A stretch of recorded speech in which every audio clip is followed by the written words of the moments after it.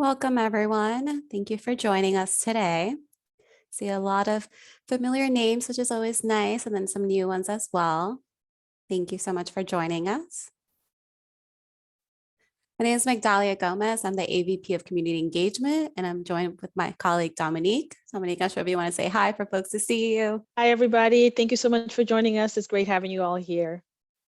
Thanks, Dominique. And Dominique and I are going to go through today's presentation. We're going to talk about budgeting, which I know can sometimes not be the most exciting, but we will do our best to make sure that it's not only exciting, but also that you walk away with some very tangible tips on how to make your budgeting work for you. And that's really what we're here for. Is we want it to not be stressful. We want it to be easy so that we can follow our budgets. I am going to go off video, and so will Dominique for the rest of the presentation. We are recording today's session, but we have found that sometimes with the recording, it's better if the videos are off so that more of the PowerPoint can be on, but we will come back on screen for the Q&A towards the end. So very quickly, a little bit about the credit union before I get started. We are Harvard's not-for-profit financial institution. We were created by Harvard employees many, many moons ago, back in 1939. And we are here to serve the Harvard community, including all of the staff, retirees, students, and anyone that's affiliated with the different teaching hospitals. And the biggest difference between a credit union and a bank is that credit unions are not-for-profit. And as not-for-profits, we're really able to focus on the people and not the profit. We are able to give any profit back that we do earn through a variety of different ways, such as better services. It's a better value for the community. And our board of directors are volunteers. So if any of you are a member and are interested in one day becoming a board of director, you are able to join our board. So that's something to be on the lookout. Applications are due at the end of each year. And that's more or less all that I will say about the credit union. Today's presentation, we are on a Zoom webinar, so I cannot see you, I cannot hear you, but I do want to hear you via chat. I do want this to still be engaging. So please let me know in the chat, where are you joining us from? If you wouldn't mind, just so that I know, and I apologize, it's actually the Q&A. See, as you can tell, I'm still in my Zoom meeting mind, but we are actually going to use Q&A because that is going to be a little bit easier for us to be able to follow. So please, using the Q&A, where are you joining us from? You also have the option of submitting your questions anonymously. This will be helpful because once I see that those questions are coming in, I know that it's working. Oh, wonderful. Awesome. I'm seeing somebody that's joining us from Maine. Thank you so much. I know someone said New Hampshire. Okay, wonderful. Thank you so much. So just like you submitted where you're joining from today, any questions that you have, okay, see Cambridge, lots of Cambridge, see Massachusetts, okay, Weymouth, Watertown. Thank you, thank you. So just like you submitted where you're joining us from today, use that to submit any questions that you might have. And also know that today is just a beginning. It's part of the process. So if you think of questions in the future, you're always welcome to reach out to us. This is not a one-time and that's it. You don't have any access to us, not at all. Dominique will include our email, which is myhbcu.org. You can always reach out to us if you have any questions in the future. And I also want to share a resource before we get really into the budgeting piece, because as I said, we're here to be a resource throughout and not just during this presentation, which will probably be about 45 minutes or so.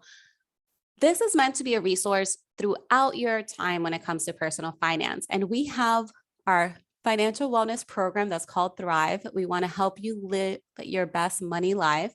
And we provide free financial counseling. And even if you're not an HBCU member, which we would love for you to be, but even if you're not, you are still eligible to receive these benefits.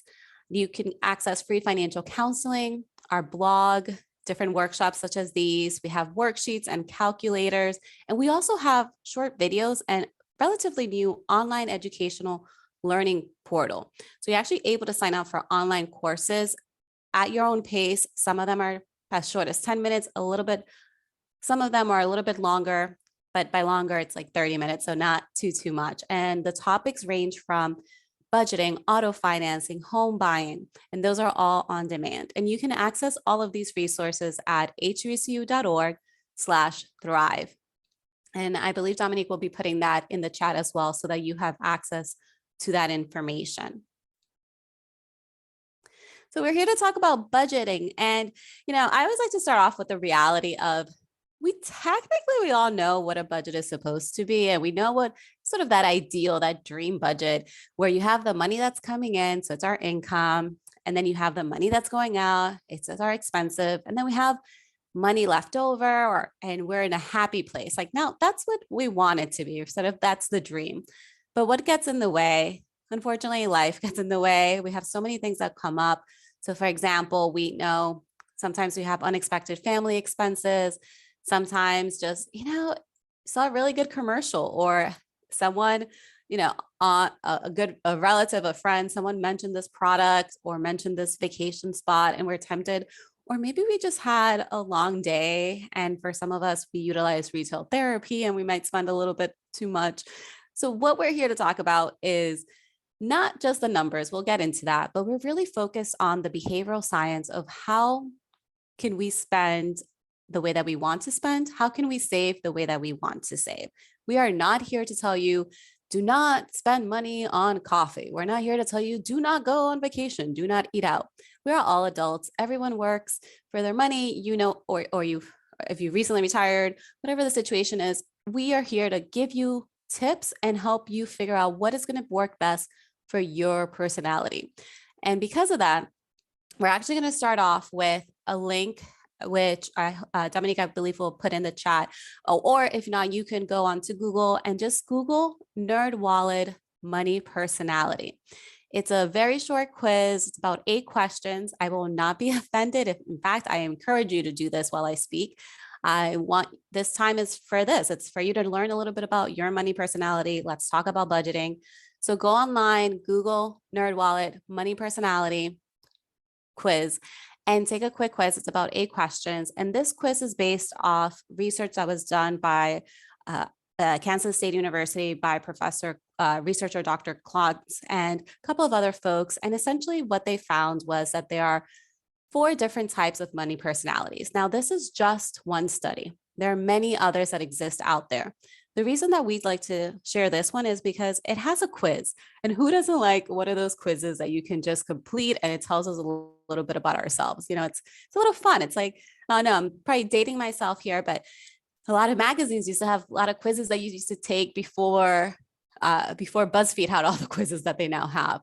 So it's always fun to take a little money quiz. And it's also what I liked is this money personality sort of shifts. So you may not always fall in the same bucket. So a very quick overview of what these categories are, but know that when you do the quiz online, you'll get customized numbers. So you may have a higher value that's associated to one of these categories. So that's why I, again, recommend doing the quiz online. But just a very quick overview as to what these money personalities are.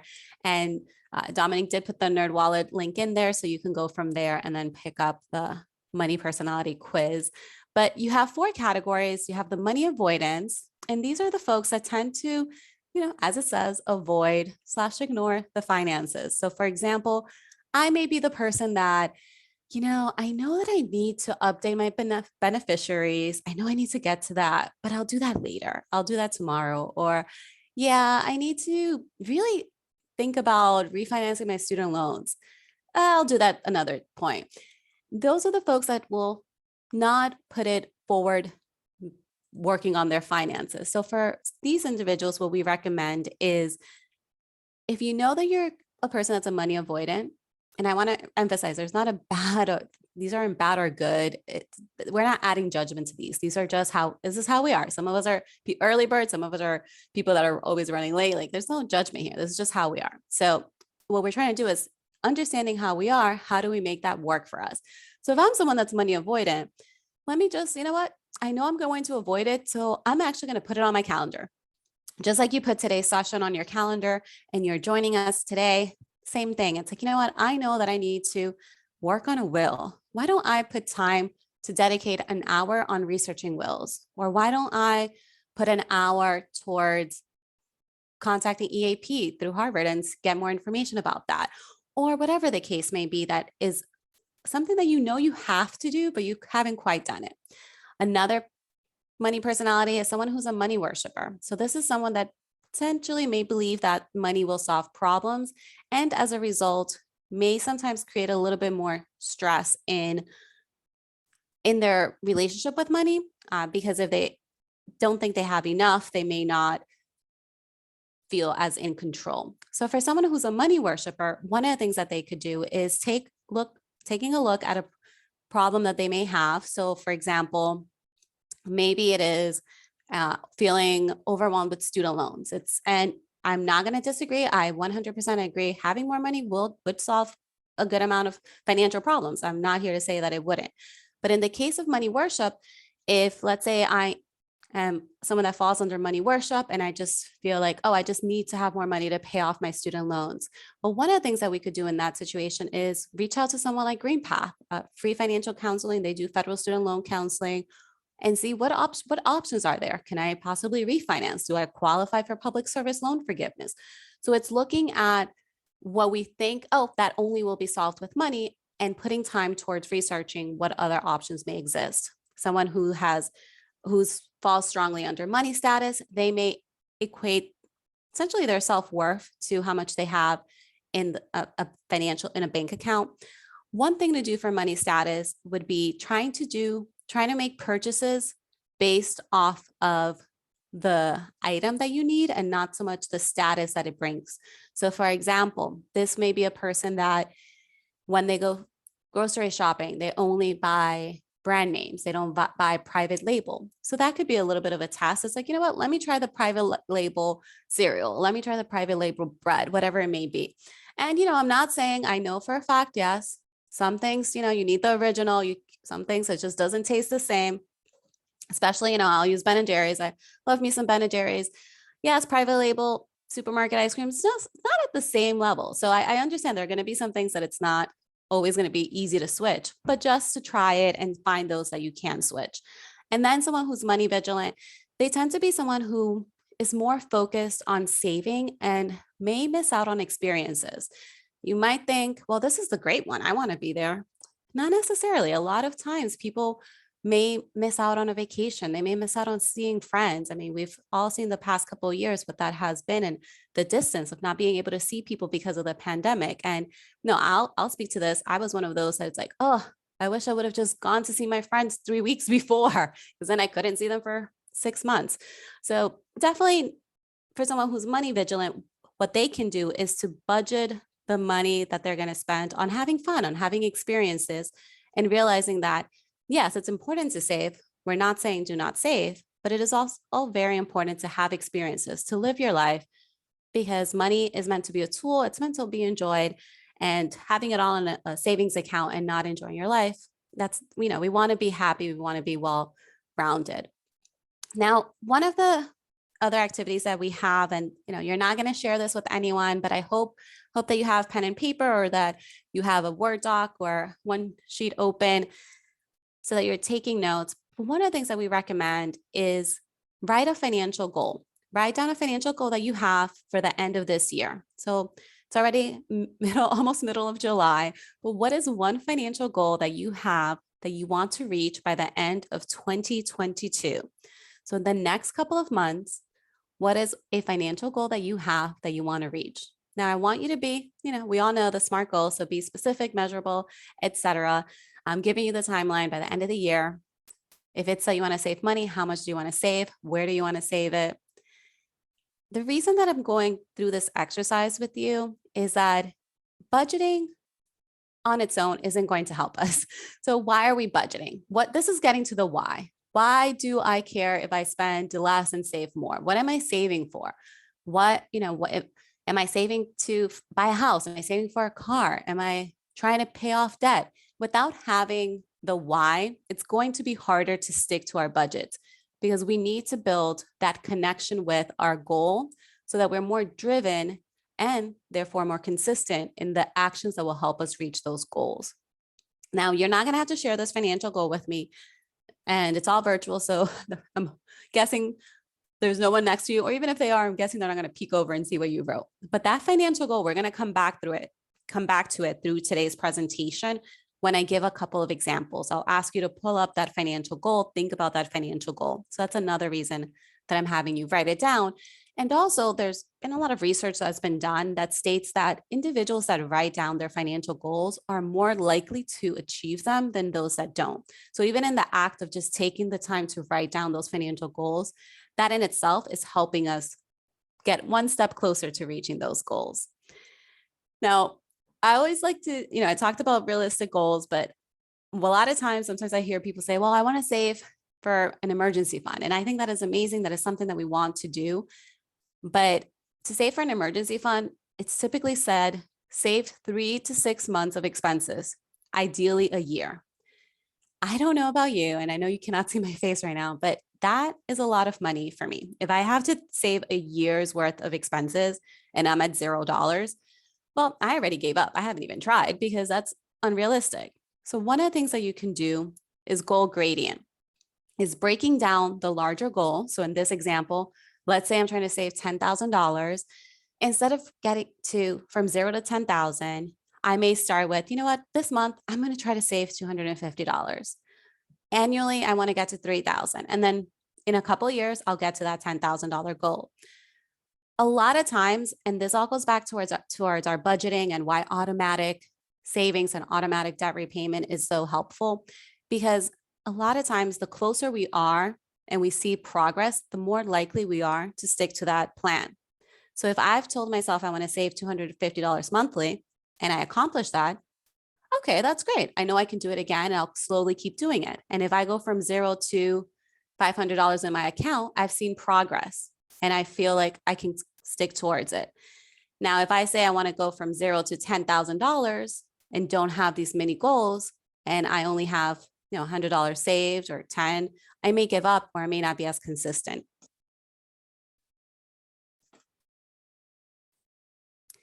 Now we're going to talk a little bit about different budgeting styles. Now there are a couple of different budgeting styles that I'm going to walk through, and these are all meant to be guidelines and suggestions. Which one works best for you?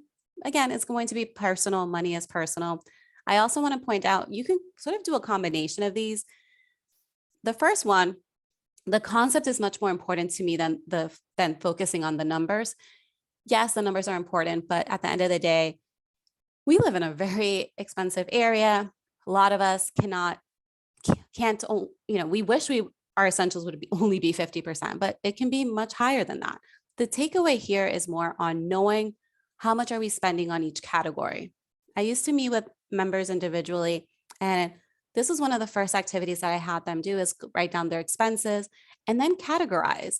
Because a lot of times people didn't realize oh, I didn't realize I was spending 40% of my budget or 50% of my budget on my wants and 2% on savings.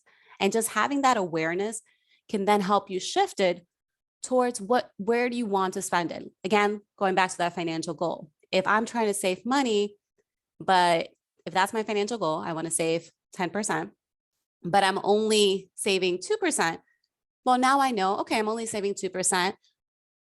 My wants are higher than I want. Let me make adjustments there. But without knowing where we stand, this is sort of like the research phase. Without knowing where we are, it's going to be harder for us to change. Now, the 50-30-20, it is essentially saying I want 50% of my budget to go towards needs as defined by you, 30% to go to wants. Again, you decide what those wants are, and then 20% towards savings. What I like about this is that for most of us, our needs are going to include housing, transportation, travel, medical, etc. But there's flexibility that you can choose what exactly is in your wants versus what is in your needs. So for some of us, we may need to have a good cup of coffee once a day or a couple times a week. And if that's important to you, that's fine. You can make that part of your needs. Look at your wants and see what can you reduce. What items do you have in your wants that you're like, you know what, this isn't as important to me. Maybe I can eliminate this. And that's where I think of budgeting a little bit different than some folks. I think of budgeting not as depriving ourselves, but really as looking at how much we're spending and then prioritizing where do I want to spend my money. So I'm the one that says, these are my needs. And then everything else that I don't care about as much, that's what I want to spend less on. and everything and the savings, that's really important to me. So yes, let me prioritize that. And there are a couple of ways that you can do this. One of the methods, another budgeting method that we like, is zero-based budgeting. And this gives us an opportunity to, again, prioritize what I want to spend my money on. So in order to do this, typically you do have to track your expenses for some time, about a month. If you can do it for longer, that's even better.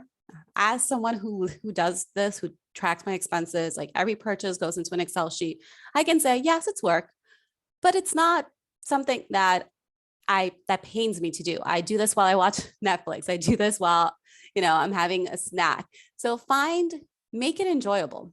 If you are going to do, which I hope you are going to track your expenses, connect it to something that you like doing. So if you have a favorite show that you like to watch, maybe put on an episode, go through your expenses and track them at the same time so that you're not sitting in a room that's cold and dark and tracking expenses. That sounds like a horrible experience. Of course, you're not going to want to do that again. So try to tie the experience of the actual budgeting with something that you enjoy, that you would do. I know some people that will have a glass of wine, some folks that will have their favorite porter beer. So like whatever you prefer, just make that experience. It could be a cup of tea, whatever it is that you enjoy. Now, what the zero-based budgeting is, it essentially is giving each dollar a category. I'm always going to use simple math because a lot of times I'm making up the numbers. So let's say that my expenses for the month, it's $1,000 even. So I have expenses for a month of $1,000, and my income, and I'm just overly going to simplify everything, is also, sorry, I'm going to go back for a moment. So let's say that my income is $2,000 a month and my expenses are $1,000. So when I do this, I am going to put my income at the top, $2,000, and then all of the expenses, I'm going to list them out. So each expense will be categorized and the savings as well. So I'm going to also put, in this example, I had an extra $1,000 in this example. So I'm going to put 500 towards savings, or I'm going to put payments towards debt repayment. And in this example, I realized after I started that, it's unrealistic for most of us are not going to have $1,000 surplus. But, if the point is that every dollar is going to be allocated so that if I have $2,000 income, my expenses, including my savings that will be a part of that expense, will also be $2,000. So at the end of it, it's going to be $0. And some people might say, oh, but you have nothing left. No, no, no. And this is where I like it. The little trick. It's not that I don't have any money left. It's that I decided where I wanted each of those dollars to go to before I spent the money, before I had to go in and then realize like, oh, I have no money left. I didn't save. Now, a couple of ways that you can also do this to make it a little bit easier is to set up automatic withdrawals from your accounts, automatic savings through PeopleSoft. You can have multiple accounts. So your paycheck doesn't have to go to just one.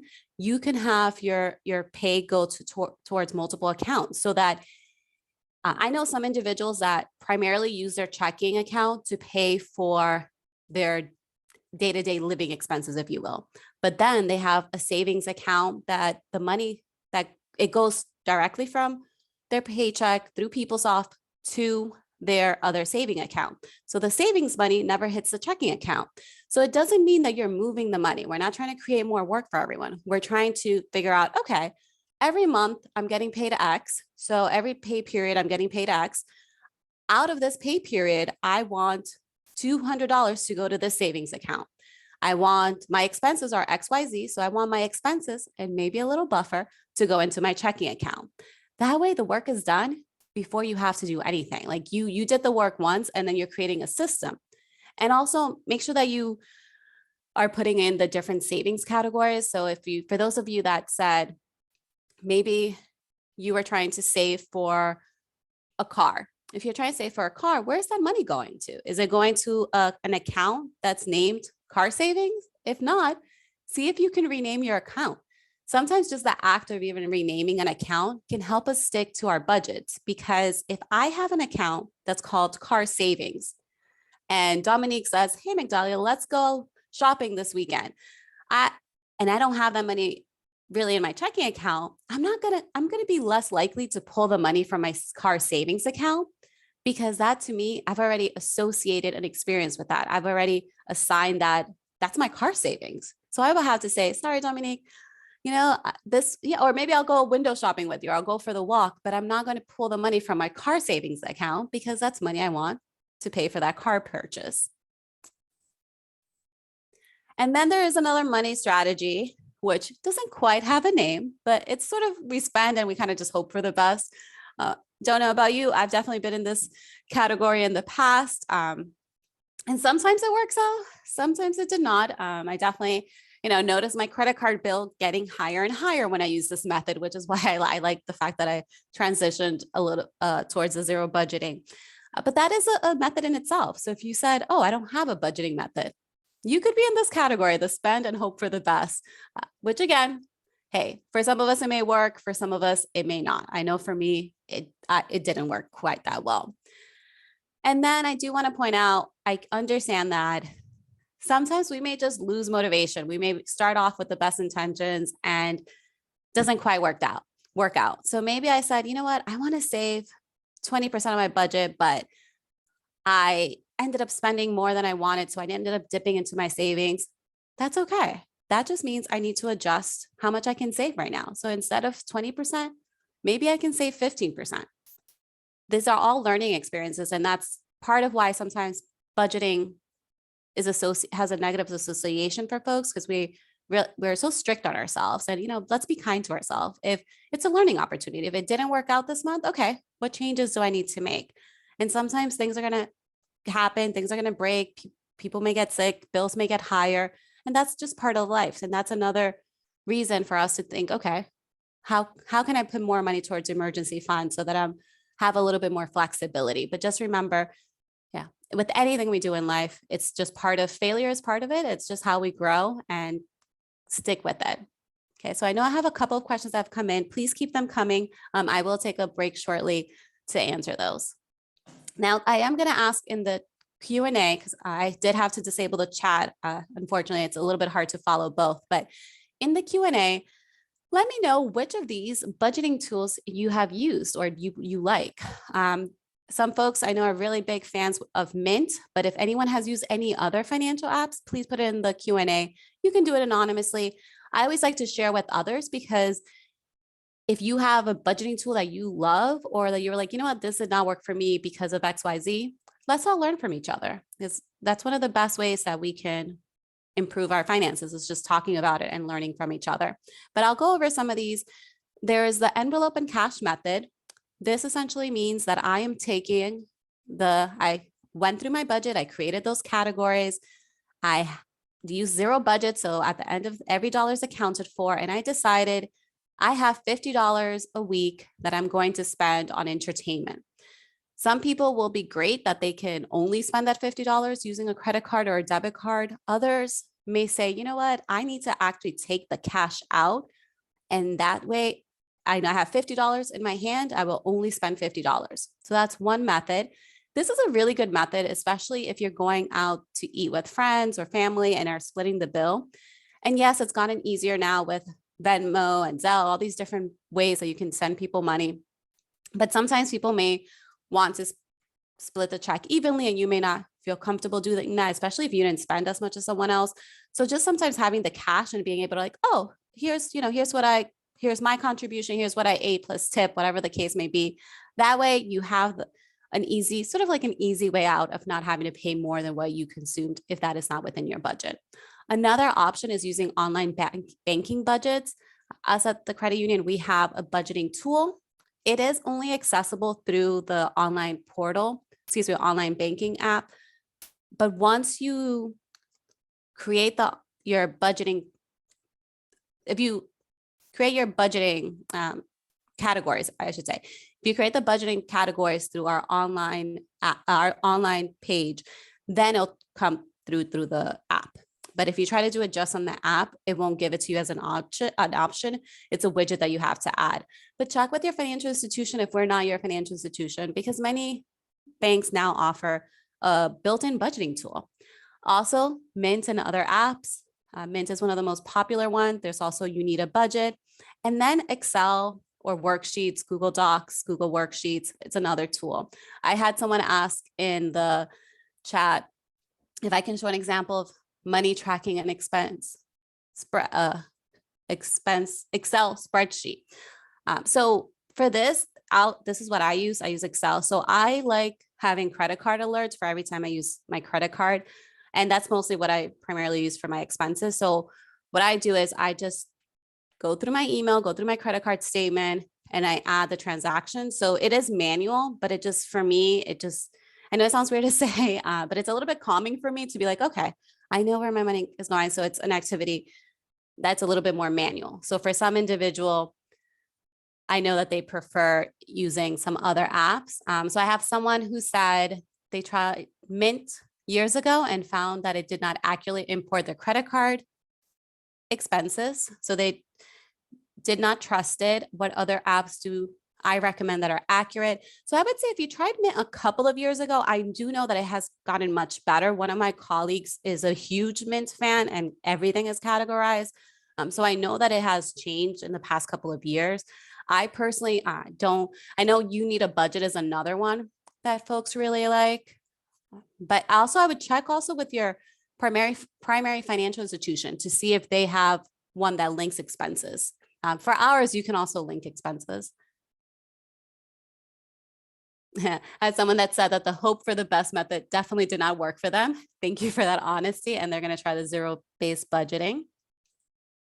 I have someone that said that they use Excel, but have looked into envelope and the app methods. Thank you everyone for sharing these. Okay, wonderful. And please keep those coming in. And then we do have on our website, hbcu.org/thrive. For those of you that prefer more of a pen and paper, or if you sort of want to test out the zero budget method and don't know where to start, you can use one of our worksheets that we have online. You can download it. It's a PDF a smart PDF, so you can type into it or you can print it out if you prefer. And this just gives you an example of where to sort of start. So listing out your monthly income, different categories to include, and then different expenses.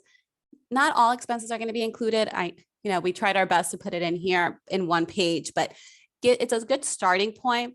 And I did have a question that came into the chat about a change in income being with losing a third of income and also now having to pay for having to pay college tuition and losing a third of their income and sort of not knowing where to start. This is a really good way to start is on this budgeting worksheet that we have that we created. When we created it, we have two columns here. We have the current and the proposed.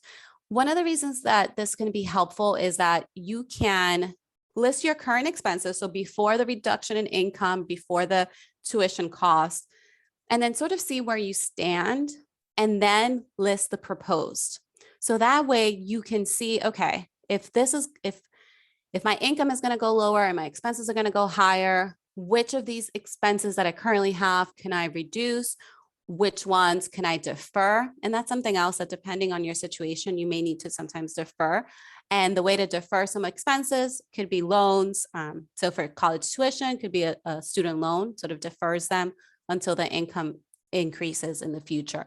But one of the suggestions would still be to do the current budget as it is today, and then work on the proposed.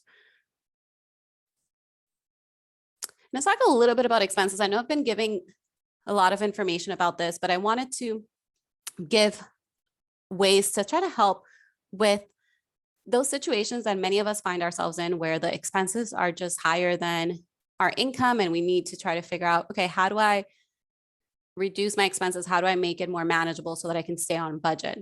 I did mention tracking your expenses. 2 weeks could work for some people. I find that a month is better because it captures expenses that may not always happen every month. And then also thinking of expenses that may happen every few months and trying to budget for those.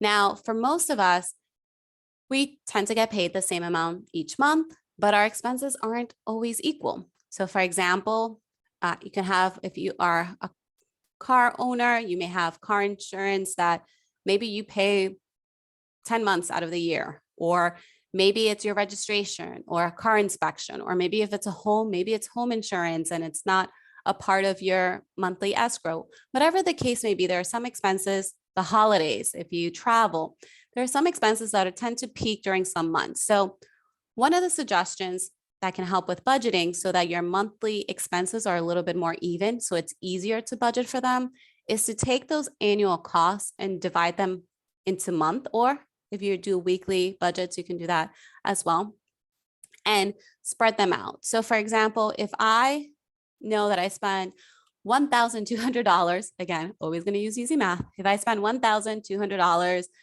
in holiday gifts in December, instead of trying to save all of that money in December, or more realistically, probably charge it on my credit card and then hope, fingers crossed, hope for the best that I'll pay it off in full the next month or next couple of months, I could start saving $100 each month into a savings account so that when December comes, I'm in a better situation that I can pull that money and I don't have to charge it, or I don't have to reduce other expenses because I've budgeted for it throughout the year. There are certain accounts, we have them at the credit union, they're holiday accounts or club accounts, where you can actually do something very similar. You can set up an automatic savings that will go into a specific account. And then once or twice a year, depending on the account that you choose, that money is deposited into your checking account. So for example, what I just mentioned for the holiday or saving for the holiday, you can set up a holiday account, have X, I said $100 a month taken out. And then around October or November, it's my money, but it was put in a separate account. Then it's deposited in my checking because that is when I plan on using it. But check with your financial institution if that is something that seems of interest to you. A lot of our members utilize that as a way to save, and it's automatically coming out, and it helps reduce the stress of, oh, it's summertime. I'm going on a vacation and I didn't save for it, or it's the holidays and I have to buy all these gifts. Another tip to help us stay on budget, and not just stay on budget, but just to be aware of our spending, is to set up alerts for your spending. I hope that everyone has a notepad and you're taking notes. And I would say definitely put this on the list. Put this on the list if you haven't done this. Set alerts for how much you're spending. You could do it a couple of different ways. You can set up an alert on your checking account, with your debit card, on your credit card. Now, there are multiple types of alerts that you can set up. You can set an alert if you spend over a certain daily amount. You can set an alert for every transaction. You can set an alert for weekly or daily balance alerts to let you know how much you've spent on your credit card or how much you have in your checking account. This is, again, where personality comes into play. For some of us, daily alerts may be overwhelming. For some of us, that may be helpful. I'm in the category of the type of person that it's helpful. Again, this is also what I speak about budgets and I do for a living. So, I know that not everyone may feel as comfortable with it, but for me, it helps me because if I see that I spent more than I wanted on my credit card and my balance is going up, I see that today, then I know, okay, this weekend, I'm going to make it a less expensive weekend. Maybe this weekend I'll stay in or I'll go for a hike. I'll find an activity that's not eating out because I've already spent more than I wanted to, or I don't want to spend necessarily more because I have something else that I want to spend money on in the future, in the next week or two. So that's where alerts can help you because it gives you an insight as to how you're spending your money before the end of the month, which is when we tend to get our credit card bills and then realize, ooh, I've spent more than maybe I wanted to. And then another way of trying to stay on budget and reducing expenses is knowing the cost of debt. Having debt is inevitable for most of us. I mean, to buy a home, to go to school, to buy a car, it's something that many of us have to take on loans to sometimes just cover day-to-day expenses, depending on our situation, if we're relocating, whatever the case may be. Now, with that debt, though, it doesn't mean that we have to stick to the interest rate that we first received when we were given that debt. So, for example, I may have taken out a loan many years ago that is at a higher interest rate of what I can get now. Or maybe I purchased a car through a car dealer and they gave me a 7% interest rate on the car loan, but I can go to the credit union or another financial institution and refinance. So if you're not quite sure what the interest rates are on the debt that you have, that's another one to put on the list of sort of to do of your financial to dos is write down what are the rates of your debt. We do have recording of debt repayment presentations that we've done. You can find those on our YouTube channel. And I believe we'll be doing a debt repayment presentation at some point as well with benefits. But definitely another step of just being aware of, what is my interest rate? Can I refinance? Especially if maybe your credit situation changed, you may qualify for a better rate, or I know rates have gone up recently, but depending on how old your debt is, you may still qualify for a lower rate.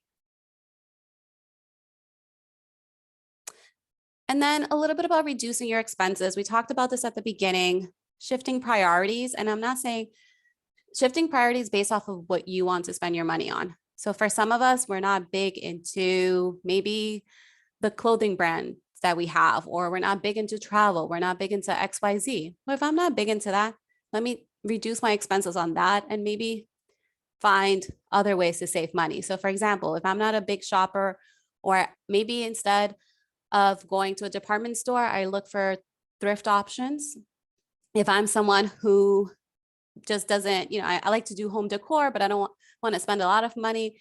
There are a lot of upcycle, free cycle events that you can I know Facebook Marketplace is one of them. I know Harvard used to have ones for office supplies. So there are ways to just shift your priorities.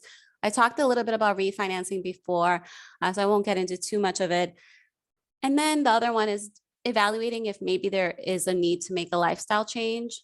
And that again is personal. So I know I have had individuals, friends that realized like, oh, they loved where they were living, but it was just not manageable for them. It was costing them more than what they wanted. So yeah, they had to find another place to live that, yes, was a little bit further from work, but now they're in a better financial place. So sometimes we do have to have those tough one-on-ones with ourselves. But you actually don't have to do it all by yourself. We do have free financial counseling through Green Path. So someone can walk you through, and it is helpful just to talk it through with someone, and they can help you determine what can you do to help improve your financial situation. And then there are a couple of examples here for reducing food expenses, especially right now. They are just so, we're all living through it. It is so expensive to go food shopping right now. Inflation is hitting all of us. So definitely know a couple of ways to reduce your food expenses: cooking at home, planning ahead, comparing supermarkets. This one has been a big one for me, especially recently. Like I will drive a little bit further to save a little bit more. Also, before going food shopping, making sure we're not going hungry, because if we go hungry, everything looks that much better. Making a list, but making a list with prices. And even though we have to sort of estimate and estimate higher now what the cost will be, because many times we make a list based off of what we want to buy, and it's almost like a holiday wish list. And that can actually we can end up spending more money by making a list, because it sounds like a wish list versus if I make a list and put the prices. So for example, if I make a list without prices, I get to the supermarket, I buy everything, I go to the cash register, I see how much everything costs. I'm not going to go put food back. I'm just going to pay for it and then be like, ooh, I spent more money than I wanted. Or I can make a list, estimated prices, and in the comfort of my home or wherever I'm making that list, I can add up the prices and see, that's more than I want to spend. Maybe there's an ingredient that I don't need here. Or maybe instead of getting, if it costs $5, maybe I'll skip it this week, or maybe I'll go to a different location that I know I can get it a little bit less expensive. And then the other one that's really important is knowing what you already have. This is something I like to make almost like a game of it. For any of you that like watching those online cooking, TV cooking shows, pretend like you're on one of them, see what's in the house, what's in the back of the pantry that you've had and you haven't used, maybe using that before going and buying something else that maybe will then be neighbor to that item in the pantry. and discounts. So this is really great. We have a lot of good discounts through Harvard. We're very fortunate. So if you haven't already, please take advantage of those. You can go get to them through Harvey. I apologize, I don't remember the exact URL, but you can get to them through Harvey, and we have discounts, outings and innings. So if you're going to an event, if you have something already planned, let's say, I want to emphasize that if you already have something planned that you want to do, then use something like outings and innings to see if they have a discount.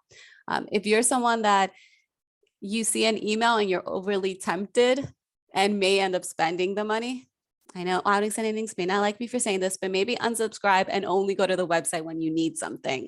Same for Groupons and any other email that comes to you that you see something and then you buy something. If you're seeing something and buying something just because you got that email, maybe unsubscribe. Let's just get rid of that temptation. Also check with your alma mater. Many times you get insurance discounts or a lot of times it's insurance. I don't know why so much insurance, but a lot of times you get discounts from your alma mater. And then remember, finances, yes, money is personal, but it's also household finances, whether that household is you and roommates, household you and family members, partner. See what discounts they get. You can maybe take advantage of their discounts and vice versa. Phone company, a lot of phone companies are giving discounts now. I know with T-Mobile, they have, I think it's Tuesdays that they give discounts to certain things, subscriptions. Like I know you can get Apple TV through T-Mobile, and also phone plans. Sometimes you can get discounts, and I believe we can through through Harvard. And then with your financial institution. So we do have some discounts available through the credit union. If you go to, I believe it's I Love My Credit Union, they have lists of different discounts are available, but also check with your financial institution if we're not your primary one to see what other discounts may be available to you.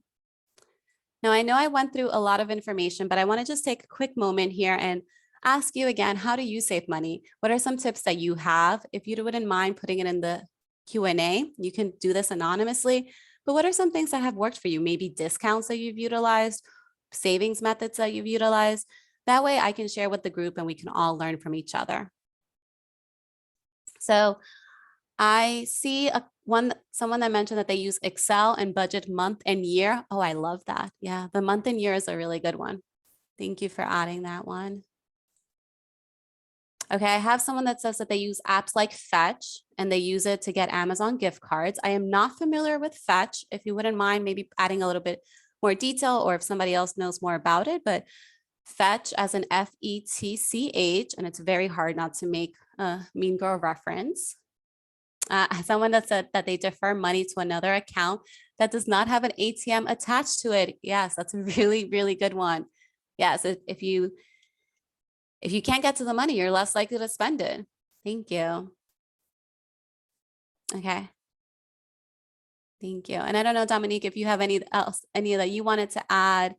Okay. And someone said for Fetch, you get points for every receipt that you scan. Oh, that's really good to know. Thank you.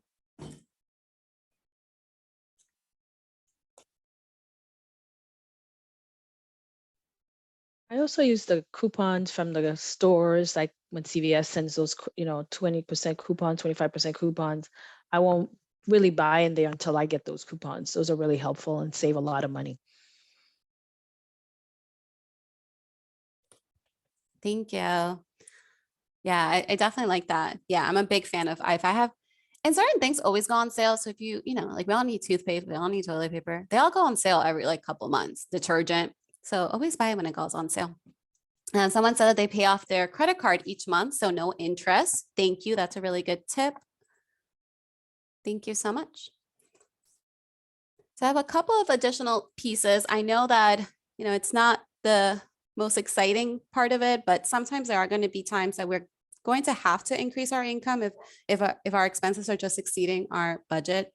And this is, unfortunately, no one wants to hear that. And I hate to be the one that has to say that, but there are times that we're going to have to do that. I know I've done this in my life, and just know that if you're in a situation that you're like your expenses are higher than your income, may need to see about increasing your income.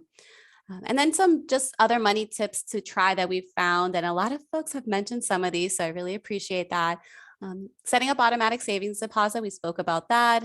Using separate accounts to reach your goal. So for the individual that said that they have a card that's not attached to their ATM, that's a really good one. Schedule a budget date night. I sort of talked about this earlier. Just put time on the calendar to say, you know what, Tuesday at 8 p.m. or 7, Saturday at 3, whatever time works for you. If you're not a morning person, don't do it in the morning. Find a time that you're going to be, I wouldn't say you may not be excited to work on your budget, but find a time of day that you're less likely to be a little grumpy. Like if you're not a morning person, don't do your budget in the morning. And then schedule no spend days. And this is something that is a little bit harder than it sounds, especially to see how long you can go without spending. But then it makes us aware. Rotating subscription. This is if you have, there's only so much TV any of us can watch. So if you're paying for Hulu, Amazon Prime, Apple TV, Netflix, et cetera, Showtime, HBO, maybe not watch all of them, and you're not watching all of them at the same time. Maybe just skip one for a couple months. Maybe just do month to month on the ones that you're absolutely going to watch. And then you may realize that you end up maybe not watching as much as you thought you were. Someone mentioned in the chat, they shop at warehouse stores, BJ's, Costco, and also buy gas from those places at a discount. Thank you. That's a really good point. For those of you that maybe aren't in a household that needs huge amounts of toilet paper or huge amounts of detergent, one of the things that you could do, especially if you maybe live with roommates or have local friends that are in a similar situation, is maybe going with the BJ's or Costco disc membership as a group, and then purchase the bulk items and then divvy them up. So that way you're getting the benefit of the individual unit costs, but not stocking up on items that you may not necessarily need as much of. I know that there was a lot that I went through, but I want to just go over some next steps and also want to remind you of some of the upcoming presentations that we have. I want to go back to what we started with, knowing your money personality. It's not, none of us are spending more than what we want on purpose. It's not, we're not waking up and saying, you know what I want to do today? I want to add on debt. Of course, we don't want to do that. Instead, life happens. There are a lot of different things that come up. Our personalities may add into it. So this is all about just knowing our money personality, empowering ourselves, knowing how to make our personalities work for us and help us reach our goals, setting up a budget. I know it may not be, I will say it usually sounds worse than what it is, but once you start getting into it and start, put a couple hours a week into it, maybe every other week, put an hour or two to just work on your budget. It's going to help you feel empowered to know where the funds are and that you're taking those steps. And instead of trying to do everything at once, I hope that you have that list in front of you of the items that you're like, you know what, these are some of my next steps. Just pick one of those money tips to try this weekend. So by the end of the week before Monday, what is one thing that you're going to do based off of what notes you took today? And I also want to remind you that we have a blog where you can get much more details on a lot of different topics. We have everything from paychecks, insurance, retirement, home buying, a lot of different articles. You're welcome to subscribe to it if you want to get an email with most popular articles, or just browse it when you have a chance. And I do want to remind folks, we have 2 presentations that are scheduled already for the fall. We are planners, us in the benefits office. We like to plan things in advance.